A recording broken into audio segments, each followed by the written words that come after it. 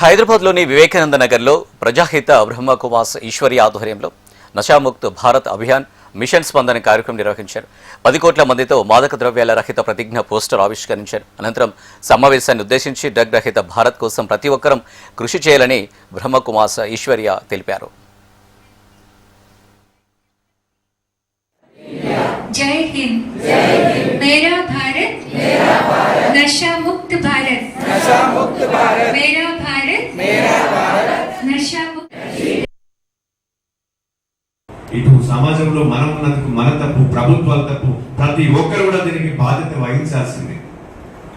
వాడి తప్పు కాదు, తీసుకున్నోడిది తప్పు కాదు. చూస్తున్నాం కదా, చూస్తూ ఊరుకుంటున్నాం కదా.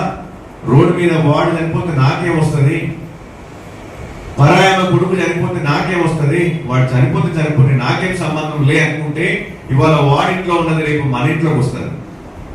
దాన్ని వాడింట్లో ఉన్నప్పుడే మనం అరికడితే మన ఇంట్లోకి రాకుండా ఉంటుంది. కరోనా మహమ్మారిని అయితే మనం ఏ విధంగా అరికట్టగలిగినామో ఇవాళ ఈ మాదక ద్రవ్యాలను కూడా అరికట్టాల్సినటువంటి బాధ్యత ఉంది. కరోనా పక్కింట్లోకి వచ్చినప్పుడు మన ఇంట్లోకి రాకుండా ఏ విధమైనటువంటి జాగ్రత్తలు తీసుకున్నామో, వాళ్ళకి కూడా ఏ విధమైనటువంటి జాగ్రత్తలు చెప్పామో కరోనా వచ్చినప్పుడు, ఇవాళ కూడా ఇలాంటి మాదక ద్రవ్యాలు తీసుకున్నటువంటి కుటుంబం ఏదైతే పిల్లల పట్ల కూడా మనము అదే జాగ్రత్తతోటి ఉండాల్సినటువంటి అవసరం ఉన్నది.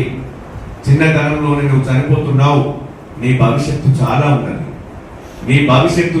ఉన్నది. ఇక్కడ ఉన్నటువంటి పసి హృదయాలకు మనం చెప్పాల్సినటువంటి అవసరం ఉన్నది.